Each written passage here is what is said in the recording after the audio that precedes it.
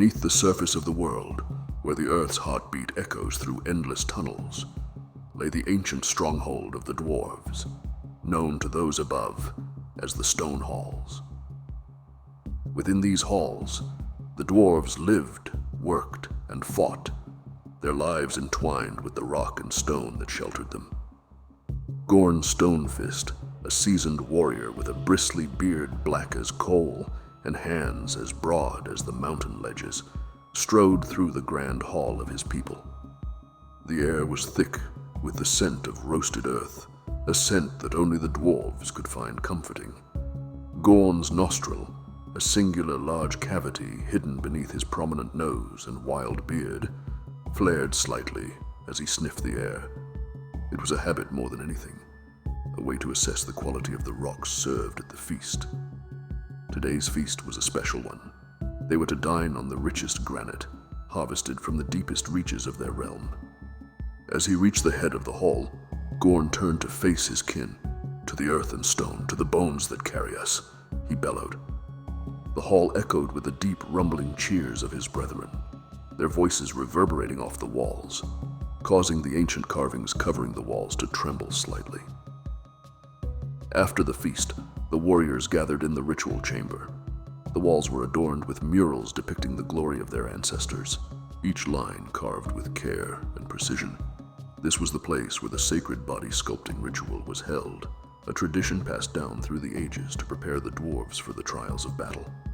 Gorn stood before the gathered warriors, his broad chest and arms covered in the scars of battles long past, some fresh from recent encounters with marauding orcs. "Tonight, we carve our story into the flesh," he declared, lifting a chisel of purest iron, forged in the volcanic forges. Each warrior stepped forward, their hands steady as they began the ritual of carving intricate patterns into each other's skin. The patterns were more than decoration. They were a bond, a shield, a legacy that would confuse and intimidate their enemies in the chaos of battle. As the night wore on, Gorn retired to the pools of nosebeer, bubbling with the heat of the earth's core. He submerged himself, feeling the acidic brew bite into his skin, softening it just enough so his calcification did not impede his movements, but could still block otherwise lethal wounds, preparing him for the trials ahead. The pain was intense, but Gorn endured it with the stoicism of his kind. This was the way of the Dwarves, a life of stone, of earth, of enduring the harshest elements and emerging stronger.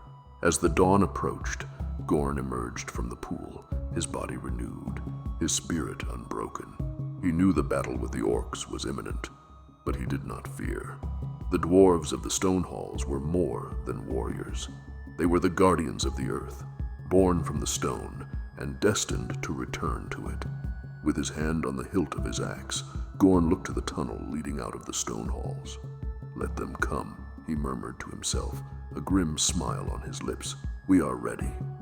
And with that, the guardian of the Stone Halls led his kin into the darkness, where their legacy would be carved into the bones of their enemies, as it had been for generations.